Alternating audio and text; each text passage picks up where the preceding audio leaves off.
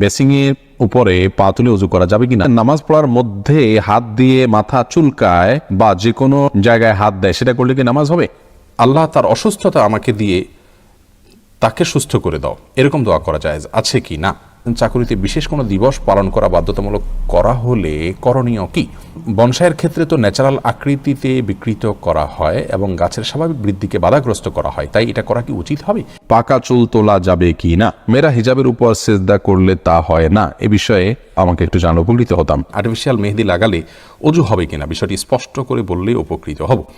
নামাজের বিছানা পা দিয়ে ঠিক করা যাবে কি না? বিছানা যায় নামাজ বিছিয়ে নামাজ পড়া যাবে কিনা? গর্ভের বাচ্চা নষ্ট হলে কতদিন পর নামাজ পড়া যাবে? দেনমোহর আদায় করার আগে স্ত্রী মারা গেলে দেনমোহর কিভাবে আদায় করব? সংসার বাঁচানোর জন্য এবং মায়ের সম্মান রক্ষার জন্য স্বামীর কাছে মিথ্যা কথা বলা যাবে কি না? হায়েজ অবস্থায় কি রাতে সিজদা করা যাবে? আর এই অবস্থায় কি কি আমল করা যায়? আমি বাইরে থাকি, আমি যদি আমার বইয়ের গোপন ছবি মোবাইলে রেখে পরে দেখি, আমার কি গুনাহ হবে?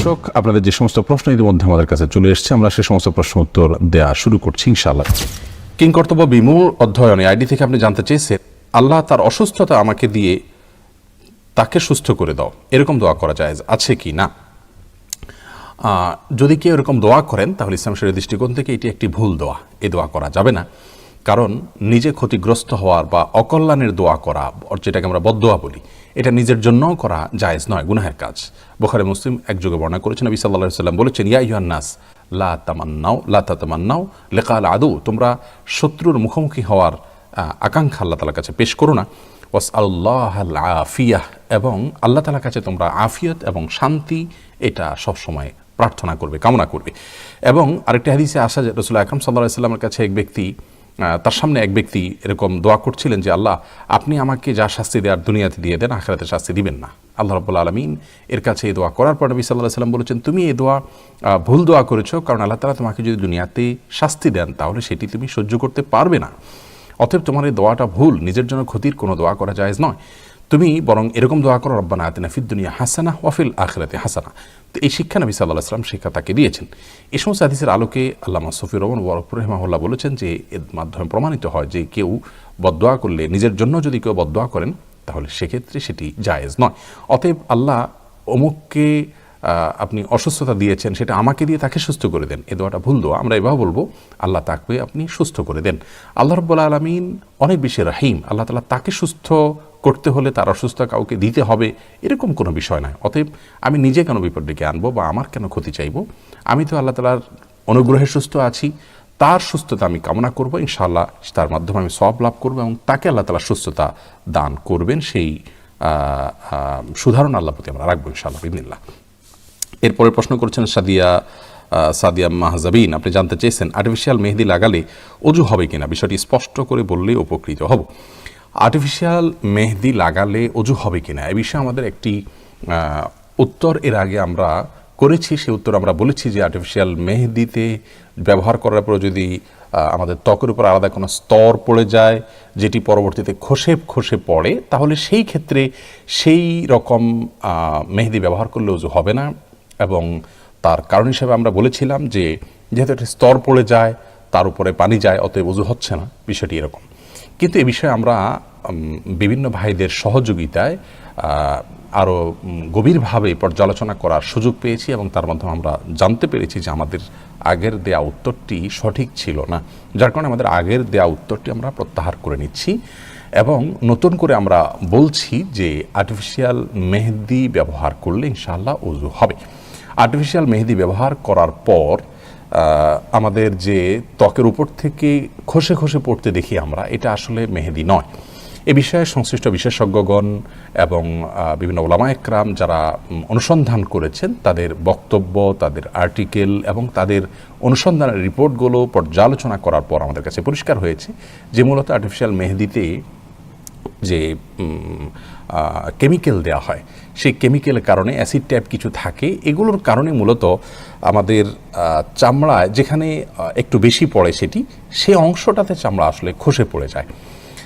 এখানে ওই চামড়ার উপরের যে চামড়া খসে পড়ে বলতে চামড়ার যে উপরে আপনার সূক্ষ্ম স্তর বা লেয়ার আছে সেটা খসে পড়ে। এখানে খসে পড়ে এটা যে মেহেদির আবরণ বা মেহেদিটাই খসে পড়া বিষয়টি সেরকম না, মেহেদিটা কালার হয়ে আমাদের শরীরের সাথে মিশে যায়। আর খসে পড়া বিষয়টা হলো আমাদের চামড়ার উপরের সেই সূক্ষ্ম লেয়ারটা। অতএব আমরা আগে যেটি মনে করেছি সে ধারণাটা আমাদের ভুল ছিল, বিধে আমরা প্রত্যাহার করেছি সেটিকে, এবং আর্টিফিশিয়াল মেহেদি ব্যবহার করলে অজু হবে ইনশাআল্লাহ বিদিল্লাহ, যদি তার মাধ্যমে উপরে আলাদা কোনো প্রলেপ বা স্তর পড়ে যাওয়াটা প্রমাণিত না হয়। এটা বিভিন্ন ভাবে পরীক্ষা করা যেতে পারে। ধরুন একটা কাগজে আপনি লাগানোর পরে সেখানে আলাদা কোনো স্তর হচ্ছে কিনা আপনি দেখলেন, নাকি শুধুমাত্র কাগজের এপিটোপিট কালার হয়ে যাচ্ছে, বিভিন্নভাবে এটাকে পরখ করা যেতে পারে, অথবা আমরা পরখ করার চেষ্টা করব। এরপরে মাহাদি হাসান জানতে চেয়েছেন, মোবাইলে অগ্রিম ব্যালেন্স নিলে অতিরিক্ত টাকা দেয়, এটা কি সুদ বলে গণ্য হবে? এটা সুদ হলে অগ্রিম ব্যালেন্স নেওয়া জায়েজ হবে কি? কাকতালীয়ভাবে দুটি প্রশ্নই পরপর এমন এসেছে যে প্রশ্নগুলোর উত্তর আমরা আগে দিয়েছি এবং সেই উত্তর আমরা প্রত্যাহার করে নিয়েছি। এ বিষয়ে আমাদের আগে একটি প্রশ্ন উত্তরে আমরা বলেছিলাম যে মোবাইলের যে অগ্রিম ব্যালেন্স নেওয়া হয়, সেই ব্যালেন্স নেওয়ার ফলে মোবাইল কোম্পানি আমাদের কাছ থেকে যে চার্জ করে থাকে 2 টাকা 3 টাকা বা এক এক কোম্পানি এক এক ভাবে কেটে থাকে, হারে কেটে থাকে, সেই কেটে নেওয়া টাকাটি নেওয়ার কারণে এই যে অতিরিক্ত নিচ্ছে সেটা সুদ হবে কি না, এবং সুদ হওয়ার কারণে অগ্রিম ব্যালেন্স নেওয়া হারাম হবে কি না। তো এ বিষয়ে আমাদের প্রাথমিক অবজারভেশন ছিল এটি নিষিদ্ধ হবে না, জায়েজ হবে। কিন্তু এই ভিডিওটি আপ করার অল্প সময়ের মধ্যে আমাদের কাছে পরিষ্কার হয়েছে যে এটি মূলত সুদের যে সংজ্ঞা, সুদের যে ক্রাইটেরিয়া সেটার মধ্যে এটি পড়ে না, যার কারণে মোবাইলের অগ্রিম ব্যালেন্স নেওয়া এটি জায়েজ হবে ইনশাআল্লাহ বিদিল্লাহ। বাংলাদেশের নির্ভরযোগ্য এবং স্বনামধন্য ফতোয়া বোর্ডগুলো থেকে, পটিয়া মাদ্রাসার ফতোয়া বোর্ড থেকে, আরও একাধিক ফতোয়া বোর্ড থেকে ফতোয়া প্রকাশিত হয়েছে এই বিষয়ে।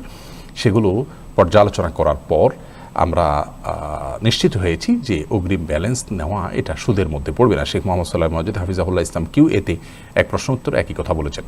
তো আমরা আমাদের ভিডিওটি আপলোড করার অল্প সময়ের মধ্যে সরিয়ে নিয়েছি আমাদের চ্যানেল এবং পেজ থেকে, কিন্তু অন্য অনেকে সেটাকে কপি করে এখনও প্রচার করছেন। আমরা বিনীতভাবে আরজ করছি যে আমাদের এই পরিবর্তিত মতটি মেহরবানি করে প্রচার করবেন। আর সেই সাথে একটি কথা একটু বলে রাখি, আমাদের অনেক ভাই হয়তো মনে করবেন যে আপনারা আরও ভেবে চিন্তে কথা বলেন, আরও সুচিন্তিতভাবে বলেন, না জেনে কেন বলেন যে প্রত্যাহার করতে হবে। সন্দেহাতীতভাবে একটি সুপরামর্শ, এটা ইতিবাচকভাবে নিচ্ছি, কিন্তু সেই সাথে আমি অনুরোধ করব একটি বিষয়ে আপনাদেরকে, সেটি হলো যে মত প্রকাশের পর সেটি প্রত্যাহার করে নেওয়া এটা রুটিন একটি প্রক্রিয়া। পৃথিবীর ইতিহাসে যত বড় বড় মনীষী আছেন, বড় বড় ইমামগণ আছেন, 4 ইমাম আবু হানিফা রাহিমাহুল্লাহ, ইমাম মালিক, ইমাম শাফি, আহমদ ইবনে হাম্বল রাহিমাহুল্লাহ, এবং আরও অনেক বড় বড় ইমামগণ, মুহাদ্দিসদের মধ্যে থেকে বড় বড় মুহাদ্দিসগণ যারা আছেন, তাদের প্রায় সকলেই বিভিন্ন মত দেওয়ার পর সেই মত থেকে তারা পরবর্তীতে সরে এসেছেন। কারণ আমরা সকলেই মানুষ, আমাদের জানার বিষয়টি আপডেটেড হতে থাকবে। এর কারণে আগের যে আমাদের অবস্থান ছিল তার কারণে কোনো গুনাহ হবে না, কারণ আমাদের অজান্তে এবং আমাদের ধারণার ঘাটতির কারণে আল্লাহ রাব্বুল আলামিন সেই ভুলকে আমাদেরকে ক্ষমাসুন্দর দেবেন, বরং তার কারণে একটি সওয়াব পাওয়া যায়, একটা হাদিস থেকে জানা যায়। অতএব এটা নিয়ে আমাদের অরিড হওয়ার কিছু নেই, এবং এইটাকে অন্তত আমরা খুব খারাপভাবে দেখার কিছু নাই। শেখ আলবানী রাহিমাহুল্লাহর একটা কিতাব বের হয়েছে, তারাজুআতুল আলবানী এই নামে যথাসম্ভব। এই কিতাবটি আমি যদি ভুল না বলে থাকি 4 ভলিউম বিশিষ্ট। এই কিতাবটি মধ্যে তিনি যত মত থেকে ফিরে এসছেন শুধু সেগুলোকে একত্র করা হয়েছে, বিশাল বড় একটা কিতাব। তাহলে এত বেশি মাসআলা থেকে তিনি ফিরে এসেছেন, প্রত্যাহার করে নিয়েছেন, এখান থেকে বোঝা যায় যে এটি একেবারে স্বাভাবিক এবং রুটিন একটি প্রক্রিয়া। বিধায় এত বড় বড় মনীষীগণের যদি প্রত্যাহার করতে হয় তাহলে আমাদেরটা তো আরও স্বাভাবিক, একেবারেই আমাদের মতো সাধারণ মানুষের জন্য এটি আপনার কিছু নয়, আশ্চর্য হওয়ার মতো কিছু নয়। বিধায় আমরা এটাকে খুব স্বাভাবিক প্রক্রিয়া হিসাবেই জানবো ইনশাআল্লাহ।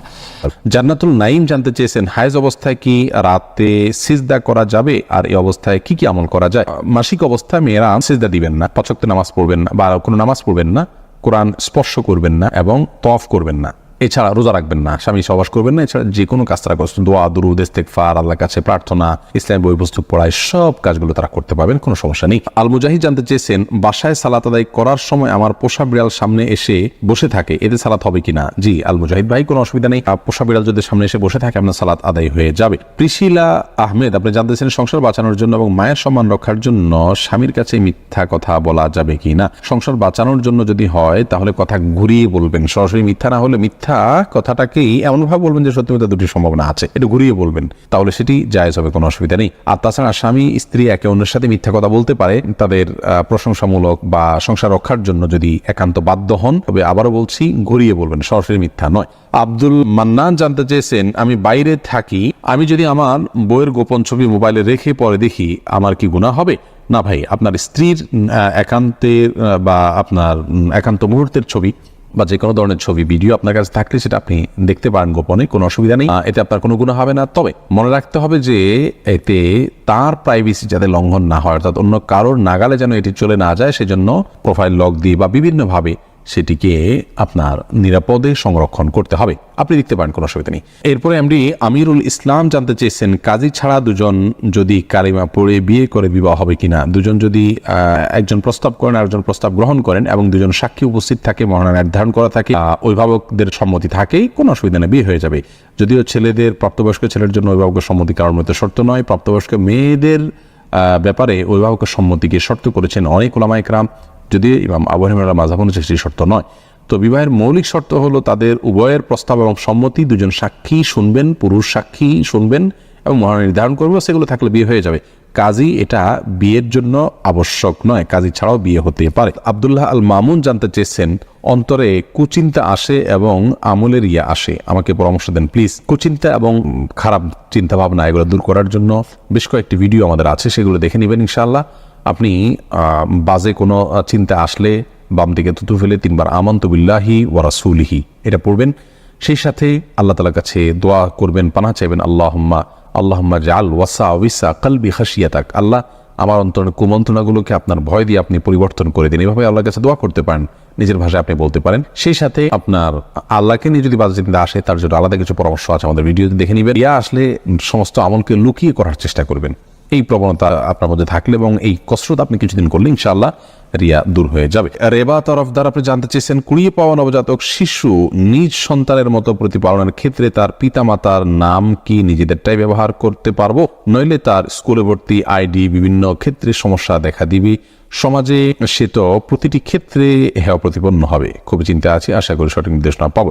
বোন রাবেয়া যদি কুড়িয়ে পাওয়া হয় এবং তার বাবা মাকে কোনোভাবেই খুঁজে বের করা না হয়, আজকাল ডিএনএ বিভিন্নভাবে হয়তো খুঁজে পাওয়ার স্কোপ থাকতে পারে, যদি থাকে তাহলে সে চেষ্টা করতে হবে। যদি কোনোভাবে তার বাবা মা খুঁজে পাওয়া না যায়, তাহলে সেক্ষেত্রে আপনার ওই শিশুকে যারা লালন পালন করছেন তার জীবনের তার লাইফ যাতে সহজভাবে চলতে পারে সেটার সুবিধার্থে তাদের বাবা ঘরে তাদের নাম তারা উল্লেখ করতে পারেন, অসুবিধা নেই। লালন পালনকারী ব্যক্তিকে বাবা মার ঘরে নাম উল্লেখ করলেও প্রকৃত ঘটনাকে তারা লুকানোর চেষ্টা করবেন না, সেটি যেন সবাই জানে, সন্তান জানে যে তার বাবা মা ভিন্ন কেউ।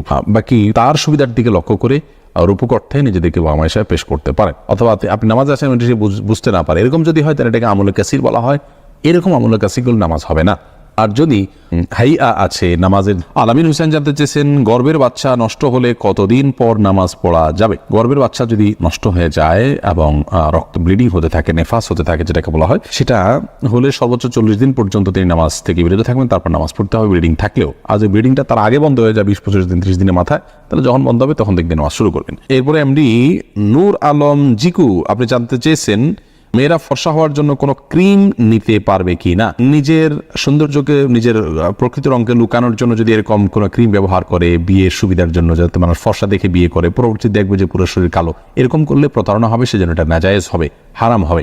আর এমনিতে নিজের রূপচর্চার অংশ হিসাবে যদি তিনি করেন, এখানে কাউকে প্রতারণা করার কোনো স্কোপই নেই। ধরুন বিয়ে হয়ে গেছে কথার কথা, অথবা বিয়ের এখনো আলোচনাই নেই, তো এই জায়গা থেকে জাস্ট নিজেকে সুন্দর হিসাবে প্রকাশ করার জন্য করছেন, তাহলে সেক্ষেত্রে এটা করতে পারেন। আর যদি এখানে ব্যাপক পরিবর্তন হয়, অর্থাৎ গোটার রংটাই টোটাল চেঞ্জ হয়ে যায়, তাহলে সেটা জায়েজ নাই, কারণ লা তাবদিলা লিখালকিল্লাহ, আল্লাহর সৃষ্টিতে পরিবর্তন করা জায়েজ নাই।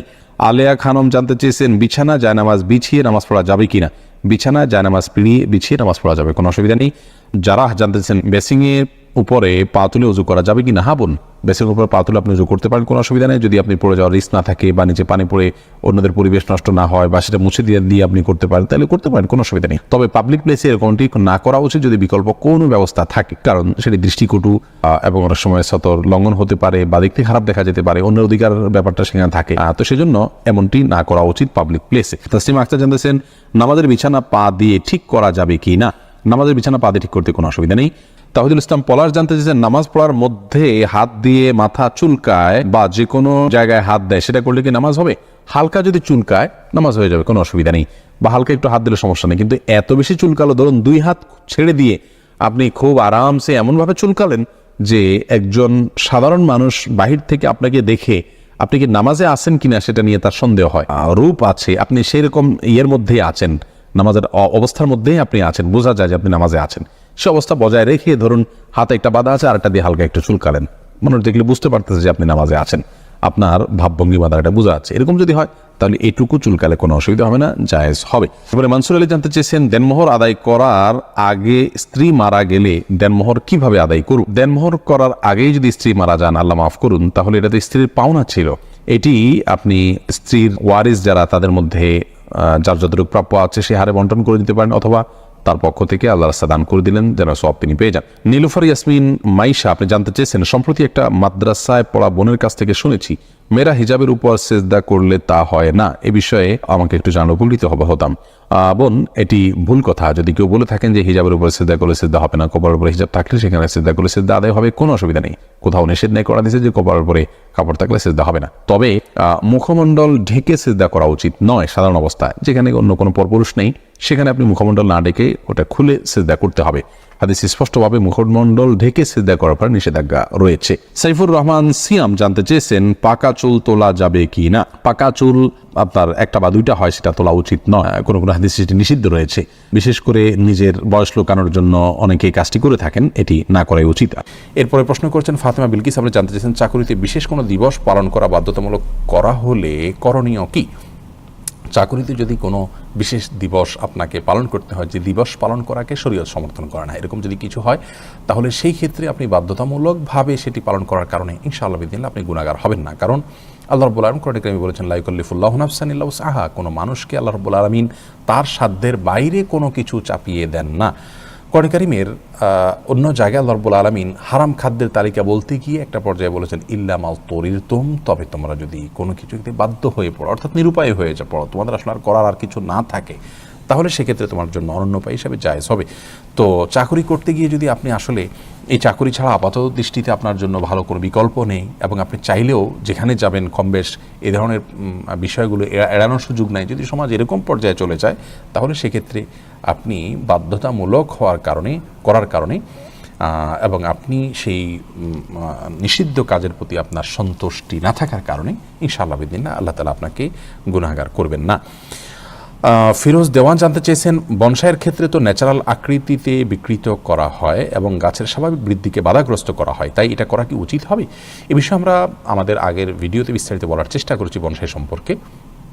দেখুন, আমাদের কাছে যদি কারোর কাছে দেখতে খারাপ লাগে বা আমাদের কাছে মনে হয় যে বিষয়টি গাছের স্বাভাবিক যে বৃদ্ধি হওয়া সেটাকে আটকে রাখার প্রচেষ্টাটা মানে খারাপ লাগে আপনার মধ্যে, তো আপনি করবেন না।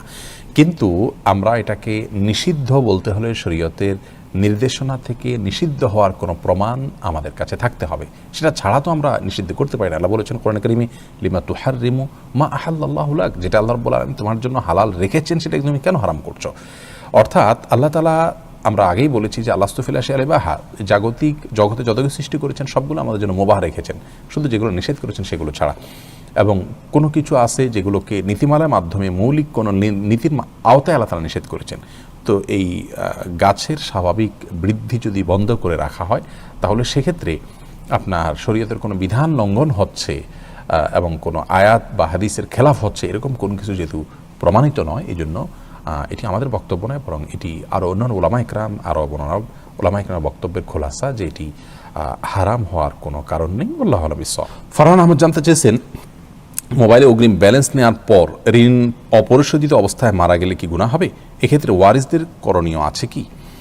ভাই ফারহান, মোবাইলে অগ্রিম ব্যালেন্স নেওয়ার পর আমরা যদি মৃত্যুবরণ করি, অবশ্যই সেটি আমাদের দেনা হিসাবে থেকে যাবে, আর সেই দেনা পরিশোধ করতে হবে। সাধারণত কোনো মানুষের মৃত্যুর পর তার মোবাইল তার সন্তান বা পরিবারের সদস্য ব্যবহার করে থাকেন, এবং পরবর্তী রিচার্জের মাধ্যমে যেহেতু আগের নেওয়া অগ্রিম ব্যালেন্সটিকে অ্যাডজাস্ট করা হয় এবং কেটে নেওয়া হয়, অতএবের মাধ্যমে তিনি ইনশাআল্লাহ বিদিনিল্লাহ দায়মুক্ত হবেন। এটা নিয়ে এই কারণে দুশ্চিন্তা করার কোনো কিছু নেই। কিন্তু একজন মানুষ আল্লাহ রাব্বুল আলামিনের প্রতি ভয়ের জায়গা থেকে, আল্লাহ তাআলার প্রতি তার জবাবদিহিতার বিষয় রয়েছে, এই জায়গা থেকে তিনি তার ওয়ারিসদেরকে যদি আগে থেকে ওসিয়ত করে যান এবং বলে যান যে আমার মৃত্যুর পর আমার মোবাইলে কোনো অগ্রিম ব্যালেন্স নেওয়া থাকলে তোমরা রিচার্জ করে সেটা পরিশোধ করার ব্যবস্থা করবে, এটা বলে তিনি গেলে সেটা অবশ্যই উত্তম হবে, ভালো হবে। কিন্তু সাধারণত যেহেতু পরিবারের সদস্যরা কেউ না কেউ সেটা ব্যবহার করেন এবং তারা রিচার্জ করার মাধ্যমে এটি পরিশোধ হয়ে যায়, বিধায় এটা নিয়ে চিন্তার কিছু কারণ নেই। এখানে ওয়ারিসদেরও দায়িত্বের মধ্যে পড়ে যায় যে তার মোবাইলে কোনো দেনা আছে কিনা রিচার্জের মাধ্যমে সেটা নিশ্চিত করা, যেহেতু এটা আমাদের জীবনের এখন একটা রুটিন ওয়ার্কে পরিণত হয়েছে এবং এর দেনাটা আমরা অহরহ অনেকেই করছি। জান্নাতুল ফেরদাউস আপনি জানতে চেয়েছেন, আমি আর্টিফিশিয়াল ফুল দিয়ে গহনা বানিয়ে বিক্রি করি, এসব 95% মেয়েরা গায়ে হলুদের অনুষ্ঠানে পরে থাকে, এই ব্যবসা কি আমার জন্য হালাল হবে? আর্টিফিশিয়াল ফুল দিয়ে গহনা বানিয়ে আপনি যদি বিক্রি করেন, মৌলিকভাবে এটাতে নিষিদ্ধ হওয়ার কোনো কারণ আমি দেখছি না। কারণ আর্টিফিশিয়াল ফুল এটাকে আমরা সে অর্থে প্রতারণা বলতে পারবো না যে অর্থে প্রতারণা হলে সেটি নিষিদ্ধের আওতায় পড়বে, কারণ এখানে কেউ ক্ষতিগ্রস্ত হচ্ছে না, বরং আমাদের সমাজে সবাই এটা জানেন, এটা ওপেন সিক্রেট। আর শরীয়তের কোনো কোরআন এবং হাদিসের কোনো নির্দেশ বা নিষেধের আওতায় এটি পড়ে না, যার কারণে এটি মুবাহ এবং জায়েজ একটি কাজ ইনশাআল্লাহ বিইذনিল্লাহ। আর এইটিকে যদি ব্যবহার করে কেউ অসৎ জায়গায় গুনাহের কাজে, তাহলে সেক্ষেত্রে এটা একান্ত তার উপরে বর্তাবে, বরং এটা যেহেতু ভালো মন্দ সব ক্ষেত্রে ব্যবহার করার মতো সুযোগ রয়েছে, সেজন্য এটির ব্যবসা করলে ইনশাআল্লাহ আপনার জন্য গুনাহের কারণ হবে না। এমনকি বিবাহের কোনো অনুষ্ঠানে করলেও যে বেপর্দা হয়ে ব্যবহার করতে হবে এমনটি তো না, কেউ পর্দার সাথে ব্যবহার করতে পারে, সেজন্য এটি ইনশাআল্লাহ বিইذনিল্লাহ আপনার জন্য গুনাহের কারণ হবে না।